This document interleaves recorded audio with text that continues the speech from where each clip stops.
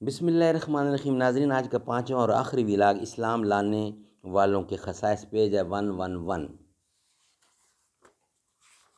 اردو زبان میں سرور عالم صلی اللہ علیہ وسلم کی سیرت پر جامع ترین کتاب سیرت النبی صلی اللہ علیہ وآلہ وسلم۔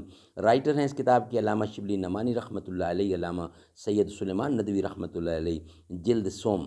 بسم اللہ الرحمن الرحیم۔ الحمد للہ رب العالمین والصلاة والسلام علی رسولہ علی سید المرسلین وعلی آلہ واصحابہ اجمعین۔ گناہوں سے ہمیں رغبت نہ تھی، مگر یا رب تیری نگاہ کرم کو بھی منہ دکھانا تھا۔ بت کدے سے چلے ہو کعبہ کو، بت کدے سے چلے ہو کعبہ کو، کیا ملے گا تمہیں خدا کے سوا؟ تو میرے سجدوں کی لاج رکھ لے، شعور سجدہ نہیں ہے مجھ کو، یہ سر تیرے آستاں سے پہلے کسی کے آگے جھکا نہیں۔ اسلام لانے والوں کے خصائص سے مشترک۔ اکثر وہ لوگ اسلام لائے جو پہلے سے تلاش حق میں سرگرداں اور فطرتاً نیک طبع و پاکیزہ اخلاق تھے۔ حضرت ابو بکر، حضرت صہیب اور حضرت ابو ذر رضی اللہ وغیرہ کا شمار انہی طالبان حق میں ہے۔ خواہش یقین۔ بعض صحابہ ایسے تھے جو احناف کے تربیت یافتہ تھے، یعنی وہ لوگ جو زمانہ اسلام سے پہلے بت پرستی کر چکے تھے، یعنی ترک کر چکے تھے، چھوڑ چکے تھے، اور اپنے آپ کو حضرت ابراہیم علیہ السلام کا پیروکار کہتے تھے۔ موانع یقین کی کمی۔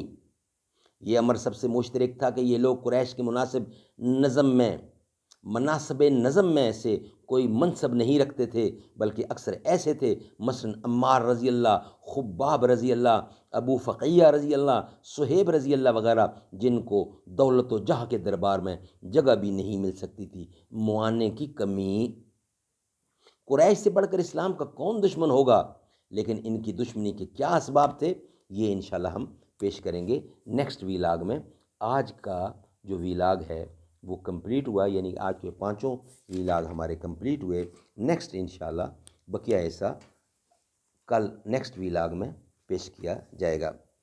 شکر ہے تیرا خدایا، میں تو اس قابل نہ تھا، اپنا دیوانہ بنایا، میں تو اس قابل نہ تھا، گرد کعبہ کے پھرایا، مدتوں کی پیاس کو سیراب تو نے کر دیا، جام زمزم کا پلایا، میں تو اس قابل نہ تھا، ڈال دی ٹھنڈک میرے سینے میں تو نے ساقیا، اپنے سینے سے لگایا، میں تو اس قابل نہ تھا، بھاگیا میری زباں کو ذکر الا اللہ کا، یہ سبق کس نے پڑھایا، میں تو اس قابل نہ تھا، شکر ہے تیرا